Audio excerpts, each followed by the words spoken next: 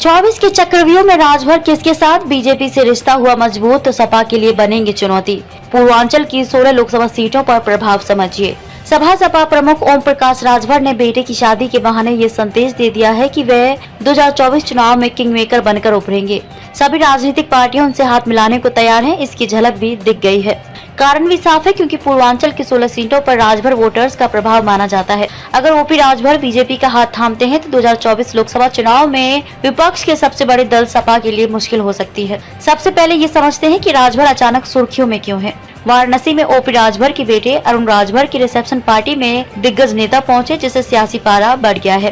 BJP के deputy CM Keshav Prasad Maurya, प्रदेश अध्यक्ष भूपेंद्र चौधरी, कई मंत्री, सांसद और विधायक पहुंचे थे। वोट बैंक के इस खेल में माना जा रहा है कि बीजेपी और राजभर के रिश्तों पर जमी बर्फ पिघलने लगी है। 2022 के विधानसभा चुनाव में भले ही राजभर का बीजेपी से पुनर्मिलन नहीं हो पाया, लेकिन 2024 में दोनों ही दल करीब आते दिख रहे हैं। माना जा रहा है कि बीजेपी पूर्वांचल के किले के मजबूत बनाए रखने के लिए अपने सियासी समीकरण में ओपी राजभर को फिट कर रही है।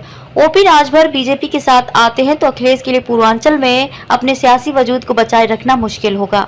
टारगेट 80 में 16 सीट पर राजभर मजबूत। पूर्वांचल की सियासत अभी भी जाति के इर्द गिर्द सिमटी हुई है और राजभर को साथ लेने में बीजेपी को फिलहाल फायदा दिख रहा है, क्योंकि बीजेपी को भी पूर्वांचल में अपने सियासी आधार को मजबूत बनाए रखने के लिए राजभर का साथ चाहिए। बीजेपी 2024 के लोकसभा चुनाव में यूपी में कोई कसर नहीं छोड़ना चाहती। बीजेपी ने यूपी की कुल 80 लोकसभा सीट जीतने का टारगेट तय किया है, जिसमें लगभग 16 सीटों पर सुबह सपा भाजपा की मददगार बन सकती है।